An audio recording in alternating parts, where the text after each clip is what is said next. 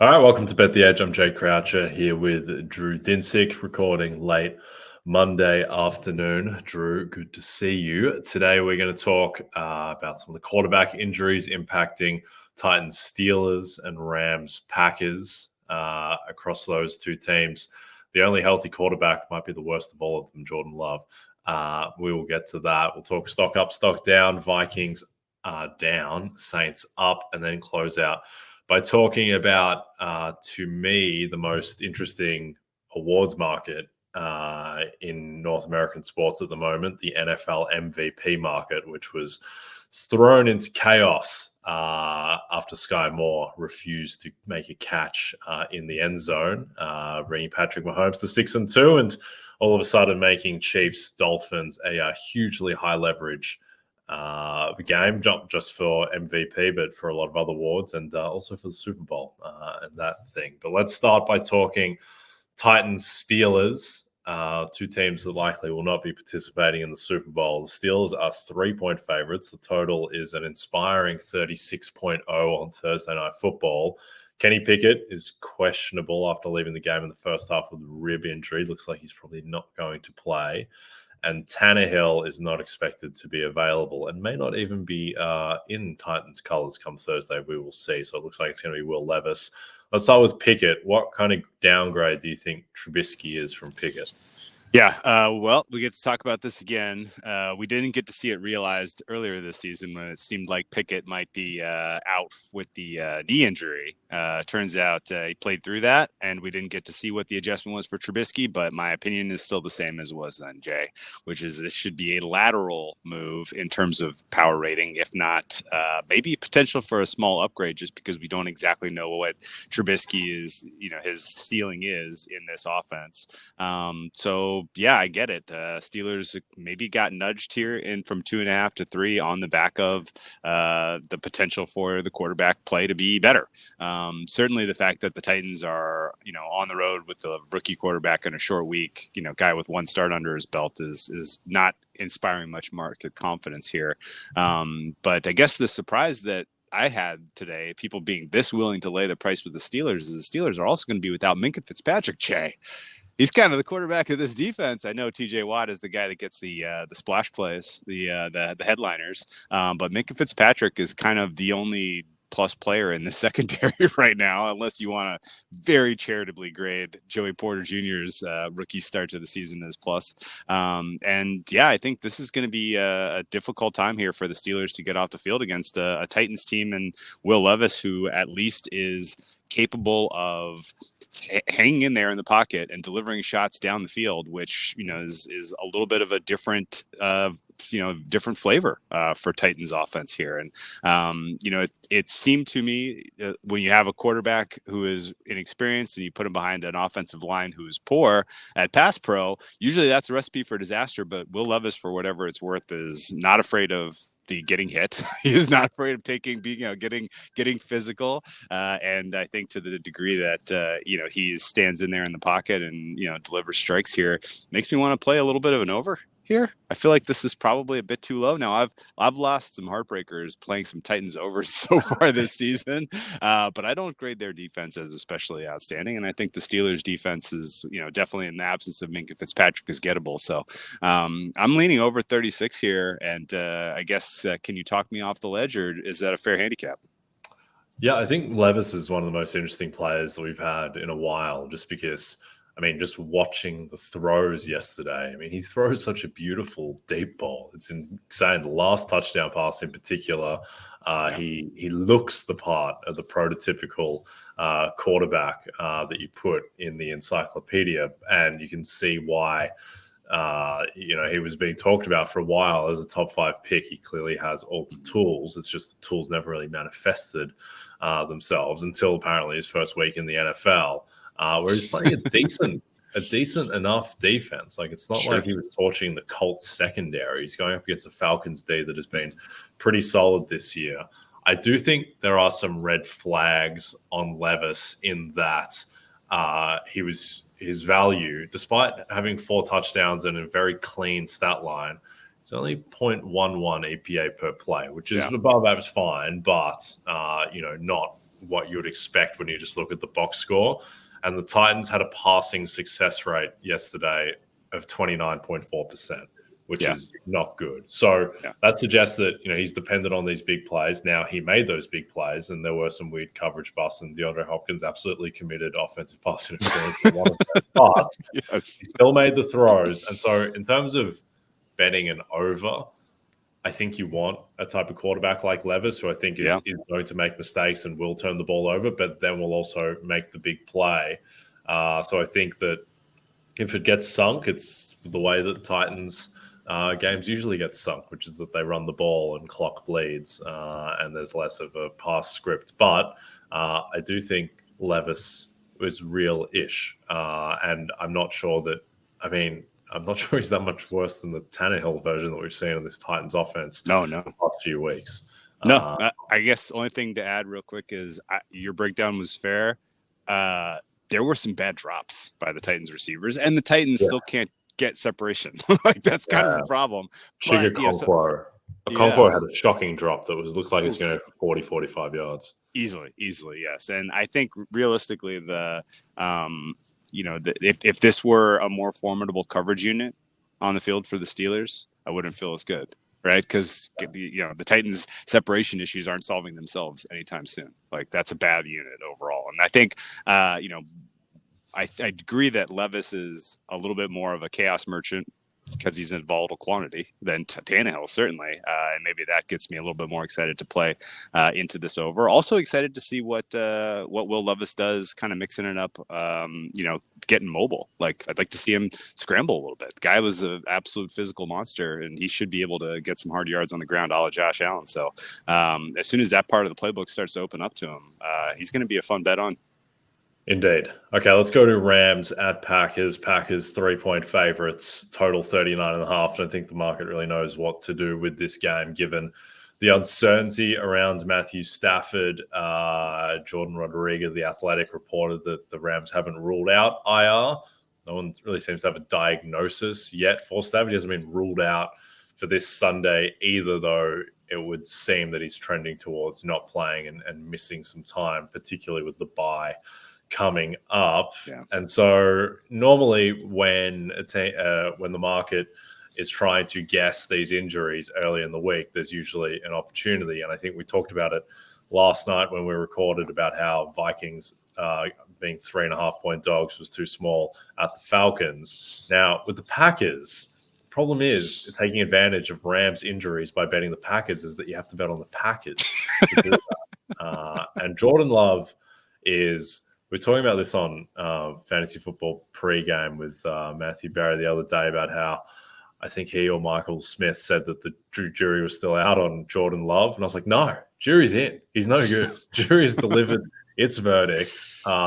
He's no good. He hasn't really done anything this year outside of had some value with some scramble plays against the Saints back in week 2, and then a lot of yak stuff against the Bears in week 1. So I think he's no good. But how do you price this market with all the uncertainty?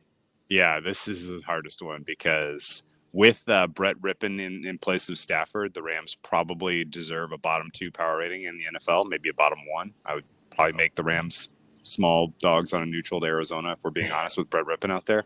And the Packers are a mess. Flatly a mess. I don't really understand what's going on with their scheme, some of their decision making, who they want to be, their schematic stuff, the sequencing, all of it is putting them in negative game states week in, week out. And so the jury is in that as of this minute, Jordan Love flat out stinks. He's probably 31 or 32 of quarterbacks who came into the season intending for this to be your starter. He is at the very bottom of that list. There are some backup quarterbacks who you may want to grade ahead him just ahead of so far. That's fine. I'm not really going to argue about that. But he does not look to have the game slowing down for him whatsoever, and he doesn't look to be making good decisions. And I don't think that Packers are really in a position where they can do anything else. This is the bed they made for themselves, and they have to just kind of play this thing out. That doesn't mean he won't improve ever. It doesn't mean he won't ever get average or at least 20th as opposed to 32nd. But I do think that at this time, going to war with Jordan Love, knowing that you're going to need them to find a way to play from ahead for at long last is a little spooky. Now, the Rams are kind of falling apart at the seams. It's just you have to give them credit. They play hard. They should have realistically just completely packed it against the Cowboys, but they kept pushing in that game and tried to claw their way back in. Now it was way too late, and it was too much of a deficit for them to really kind of make any ground there. But if you have a team that's young and is fighting like that, then there's no guarantee that they won't catch a little bit of positive variance here and shock you against the Packers on the road. Now it's going to be, I am basically assuming that it's 0% that Stafford plays. I don't think there's really any upside built into the current market number with Packers at 3. I think that is telling you this is Brett Rippon. And I think that's right, because even if Stafford doesn't go on the IR, this was a pretty severe thumb injury, and he's going to need a couple of weeks, I think, to get right. I think the likelihood that he's going to need surgery and he's going to miss the upper end of the window we talked about last night is probably less likely now that we haven't heard that. But I think ultimately this is going to be a Brett Rippon game. I think the Rams probably are capped in the 17-point range in terms of total offensive output. And I think you're going to need some kind of amazing effort out of the likes of Puka Nacua and Cooper Kupp and Aaron Donald and some of the vets, who exist on this defense to keep the Rams in the game. The Rams season's pretty much over. The Packers season is pretty much over. When you have teams that are kind of in this state where it's just like, well, we're just trying to get our young guys reps and building for the future. That can create some unusual game states here. So I would lean Packers still at 3. I think fair price is probably 3 or 3.5. I think if we get a surprise that Stafford is going to try to play through the thumb injury and it moves back on the inside of 3, it's probably a sign to bet the Packers, because I don't really want to be going to war with Stafford against a pass rush that has a couple of players who matter with a thumb injury of that significance. Yeah, I think often I'm used to just buying into the upside of unknown quarterbacks. Like I like, a Will Levis coming in or a Josh Dobbs off the street, because you just don't know. Because there is, it's the reason that Dak Prescott and Russell Wilson and Brock Purdy and Tom Brady and all guys fall in the draft. It is surprisingly a difficult position to gain certainty on before you actually see them play. So these guys play in NFL games. Problem is we've seen Brett Rippon play, and he's no good. And there's no upside there. There's no uncertainty there. He's just a regular bad backup quarterback from everything we've seen so far. So I agree with you. I would be on the Packers. All right. 2 of the NFL's best quarterbacks face off this week on Sunday night. Drew, Rippon love. It is Allen, Burrow.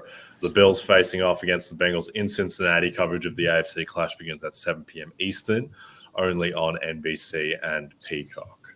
All right, stock up, stock down after week 8. Stock down is clearly the Vikings, who I think were a team that could have realistically, had the upside to make a run to the NFC title game, really, with the way that they were playing, with the way that Kirk Cousins was playing, like one of the 6 or 7 best quarterbacks in the NFL. He's torn his Achilles. He's done for the year. We talked about the line at Atlanta being too low at 3.5 last night. Now it is up to 4.5, where it looks like it's going to be the immortal Jaron Hall at quarterback for the Vikings, unless they swing a trade. So how are you approaching the Vikings this week and beyond? I mean, it's waiting with bated breath to see if they do elect to go for a trade. They've won 4 games this season. They've put really, really good performances together now a couple weeks in a row. And the fact that this happened to Kirk and is kind of derailing their season really stinks, because they were pretty clearly, in my opinion, pointing toward a wild card, if not an NFC North title, repeat title. And it's a team that I would have power rated as favorites against last year's Vikings that won all those games. So it's rough that at full, we're not going to get to see these guys at full strength down the home stretch here, because the NFL is a better product with Kirk Cousins thrown to Justin Jefferson behind Christian Darrisaw. That's a great combo. And the fact that we're not going to get it anymore this season stinks. That said, Vikings, this also couldn't have happened at a worse time for them in terms of where they are franchise-wise. They have kind of a competitive competitive rebuild going these last 2 years, where the new management, new coach have taken over, and they're trying to turn this roster over while also still winning games and going to the playoffs and getting their young guys some playoff experience. Brian Flores has done more with the talent on this defense than I think anyone thought he could to this point through 8 games this season. And they have true blue chips now at tackle and wide receiver, and they have no answer for next year at quarterback, which is kind of the key question, because you run the risk when you are doing a competitive rebuild of being out of the reach of getting a top flight quarterback. The situation where Pat Mahomes falls in the lap of the Chiefs, that happens once in a generation, right? Like, it's just very, very difficult to trade your way into the range where you're going to get a franchise changing quarterback in the draft if you're the Vikings and you're winning 6, 7, 8, 9 games a year, which is kind of where they're pointing, even in the absence of Kirk Cousins this year. So we're going to have to ask themselves some tough questions about what they want to do with the future of the quarterback position anyway. And now they kind of have to answer that question like on the fly in a really unfair setting. Do you know what I mean? Like, this is not how you want it to be kind of contemplating your future if you're Kwesi and you're trying to team build. You don't want to be like, well, my back's against the wall. I have 4 days until I have 2 days till the trade deadline. Should I trade for a player like Kyler Murray? Now, I don't even know if the financials would make that possible, but it's definitely interesting, because that's sort of where you are best served, is trying to get a quarterback who has some upside from some other team that wants to do a true rebuild. And Kyler Murray is the clear example of a player like that. There are some others. Tannehill is interesting, but it kind of doesn't matter now, because you are, your back is against the wall, and you're going to have to make a decision right now. Do we just evaluate and, kind of let the season be a complete loss? Or do we try to make a swing? And are we swinging for short-term viability as a team, or are we trying to kind of plug next year's hole too? So I don't envy them. This is a miserable place to be, trying to do this now with a extreme time pressure is not great. And I think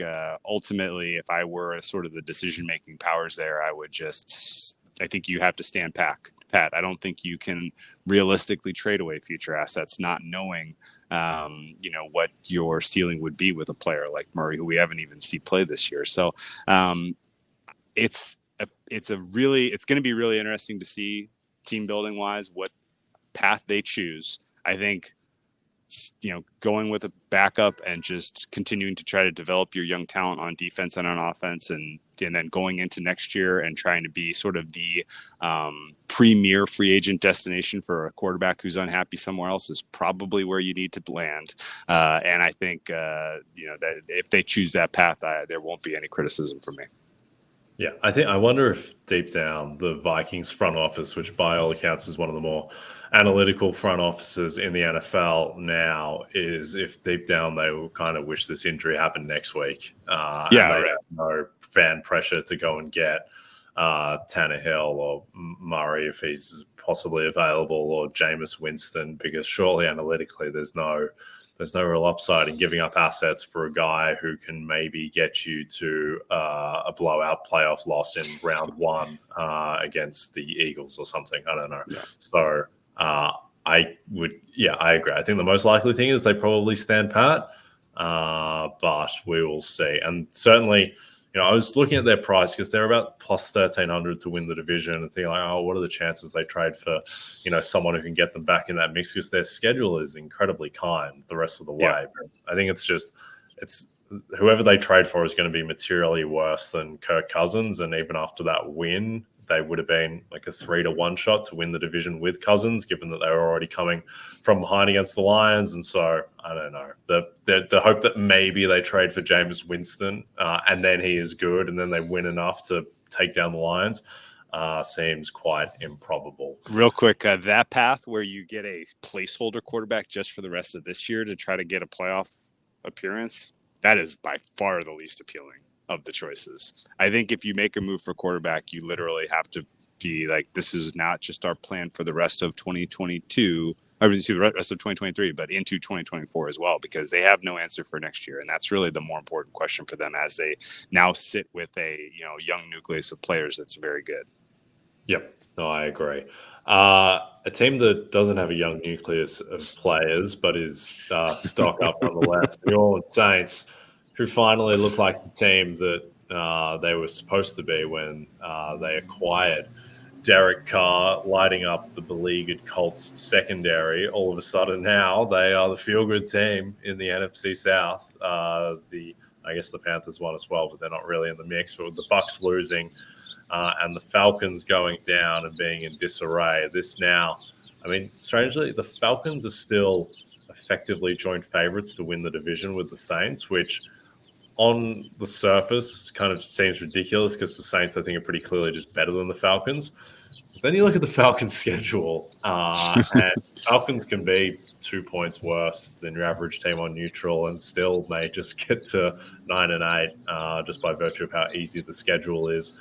But what do you think of the Saints going forward? Do you think this is a team that will win its division and they're plus 145 to do so? And do you think they could have any upside in the NFC?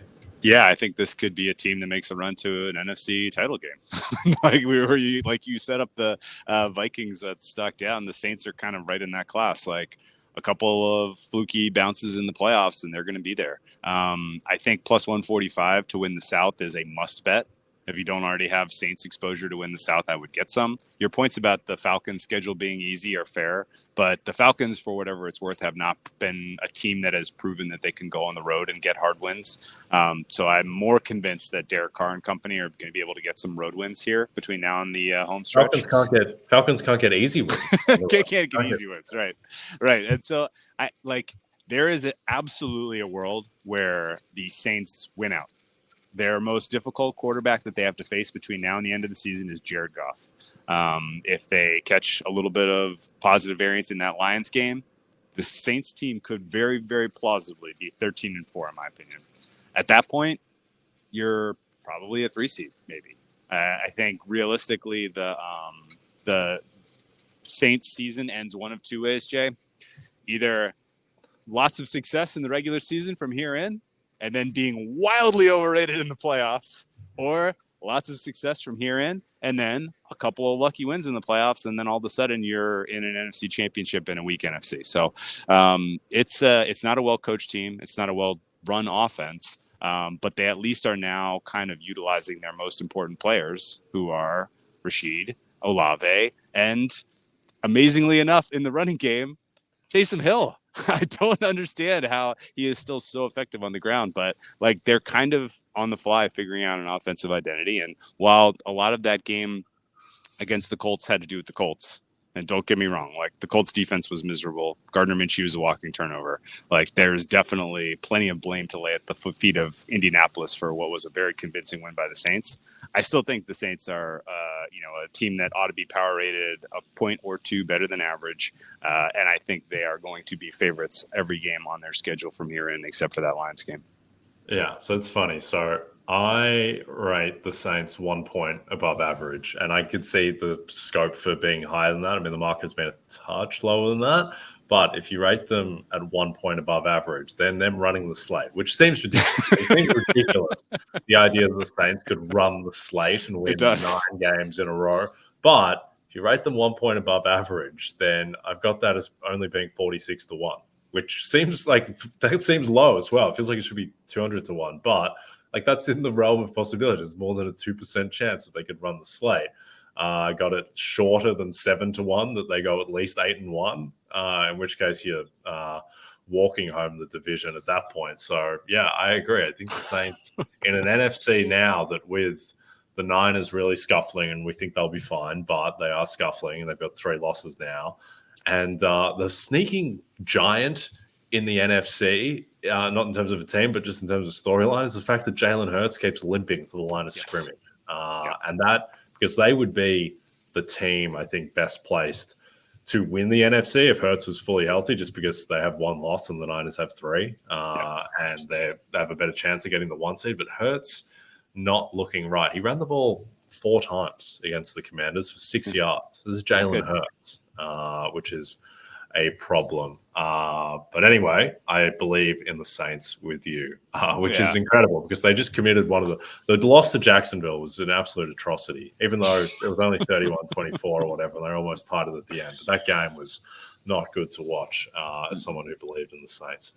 All right. No, they've had a couple absolute stinkers. The Bucs game was a stinker. Oh my God! But that Derek Carr was hurt. Him getting healthier, I think, is a little under the radar. The Saints figuring out their offensive line is a little under the radar. Saints figuring out who they should be using on offense in terms of usage is a huge positive. And I don't think they are realistically candidates to make a trade for any kind of pass rush piece to help really fortify that defense, but the defense is well coached, and they have Marshawn Lattimore, who's a G. They have Demario Davis, who still is playing at an all-pro level somehow, some way at his age, and for those reasons, they're going to be a tough out.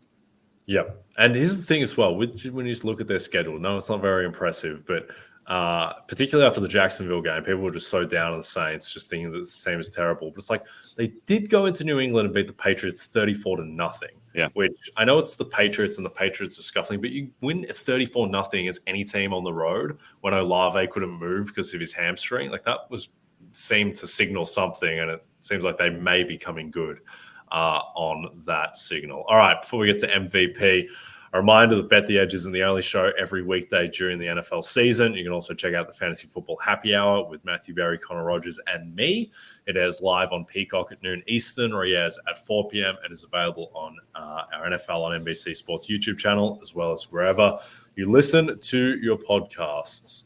All right, National Football League most valuable player. Patrick Mahomes is still the favorite at plus 300.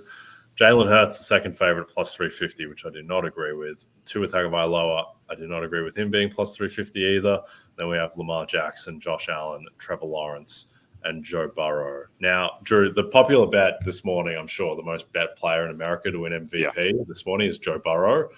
I would be absolutely floored if Joe Burrow won MVP. He's still at negative EPA on the season. Generally, you get one or two bad games if you're in an MVP season. Burrow was terrible for 6 weeks. 6 weeks in a 17-game season. He had one good game against the Cardinals. And outside of that, he was terrible because he couldn't move. And he is coming from such a deficit. They already have 3 losses. They have a brutal schedule the rest of the way. So I think he is I could absolutely see him playing at an MVP level going forward. But I think he'll have to play at like one of the greatest seasons of all time going forward to win MVP. So I'm not a believer in that. Are you? No. Is he live for comeback player of the year for how poorly he was and how well he's come back? It begs the question.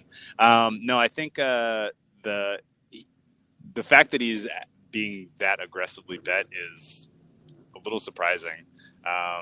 The Bengals have, in my opinion, a schedule that sets them up for somewhere between 10 and 12 wins. That is not going to be enough to get the 1 seed in the AFC. And as I look at the current state of the MVP market, Jay, it is extremely straightforward. AFC 1 seed, that quarterback wins. I really don't think it's any more complicated than that this year.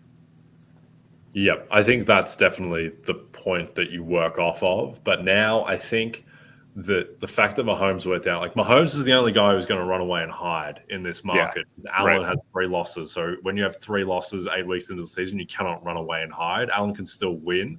But Mahomes is the only guy who's going to shut it all down, and he blew it against the Broncos because it didn't seem like he knew what planet he was on. It was handed to him by his children. But now I think stuff can get a little weird. And I think guys like if I was going to make one bet in this market right now, it would be on Dak Prescott, who's out there at like 50. Whoa. Because it's because it's a big old number. Dak fixed his numbers up a ton yesterday against the Rams. And now if he goes into Philadelphia and beats Jalen Hurts, who can't move, and then all of a sudden Cowboys have the tiebreak over the Eagles, they're in position to get the 1 seed. Their schedule after that, the next 5 weeks for the Cowboys after that also, are absolute cake. If they beat the Eagles, then it's Giants, Carolina, Washington, Seattle is their next month. The Seattle game is in Dallas. So all of a sudden, the Dak momentum is coming off 2 incredible games. I just wouldn't rule him out in this field. I don't think he's a top 5 favorite for the award. But I think, because of Mahomes losing, that stuff is now in play. I think it's ridiculous that Joe Burrow is 20-1 and Josh Allen's 15-1. Like, the gap between those two guys needs to be so much more. I would be all over Josh Allen if not for the fact that his schedule is just completely insane and he's already banked 3 losses. Like, it's going to be such a narrow path for him. So I agree with you. I think the 1 seed in the AFC is your most likely winner. And I still think that's probably Patrick Mahomes. But if Mahomes loses to Tua in Frankfurt, then all of a sudden, because Tua as the 1 seed is not unbeatable. He's probably the favorite at that point, but he's not unbeatable. And I wouldn't be surprised if at that point, someone like Lamar Jackson can come and win. We haven't talked much about Lamar in this market over the past couple of months. What do you think of his case?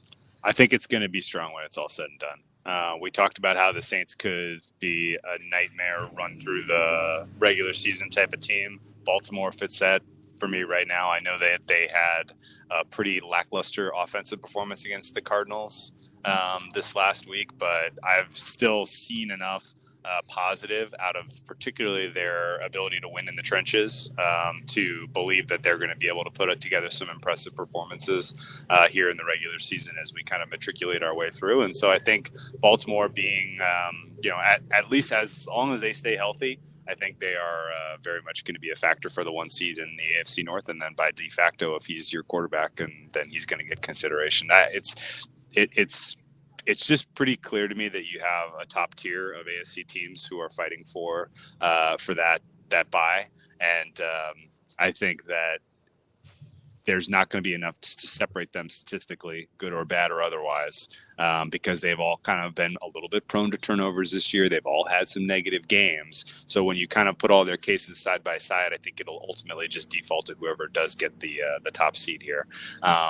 This week's game is obviously wildly high leverage, but it is also crazy to me that the market moved as aggressively as it did in making Tua the favorite when he's a dog, and not just a small dog. Like, the market is telling you there is a decent chance the Chiefs win this game, and if the Chiefs win this game, then those prices flip-flop back to where they were prior to this last week. And so I'm surprised that there was as much movement as there was, just off the basis of the results we had last week. Yeah, I think Tua should be basically twice what his price is in the market at the moment. Before we close out, I think the 1 seed thing is interesting because I agree. I think if the 1 seed is Mahomes, Lamar, or Allen, then they will very likely win MVP, and it's going to be easier for Mahomes or Lamar to get that 1 seed because Allen is coming from further back.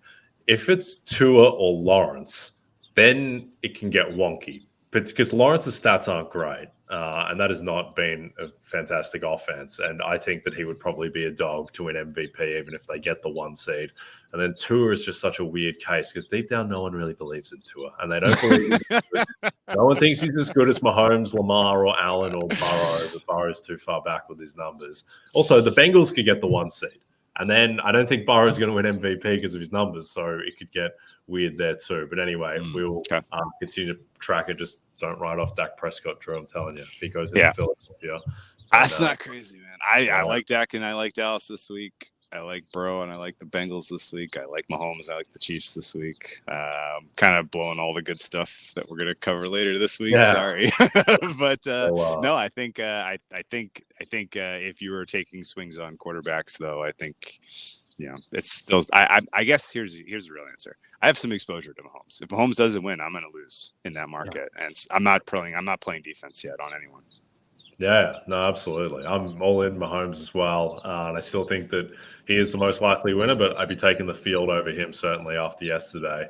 And Dak, I don't know. Dak has looked phenomenal the past 2 weeks. And I think he's just above the threshold where people are okay with Dak Prescott being an MVP. Certainly, I don't think people would feel any better about Tua being an MVP than Dak. I think they have a similar. He's doing it all himself. They're getting nothing from the run game. Yep. Exactly right. Drew, from your mouth to God's ears. All right. Don't forget to check out NBCSports.com for more information to help you with your wagers. Thanks to those watching on the NBC Sports YouTube channel. If you're listening to us in podcast form, don't forget to rate and subscribe. And a reminder to find all your favorite NBC shows, sports shows on Amazon Music. Just head to amazon.com/NBC Sports. We will hit Chiefs Dolphins off the top tomorrow from Jay Croucher and Drew Dinsick. We'll see you soon.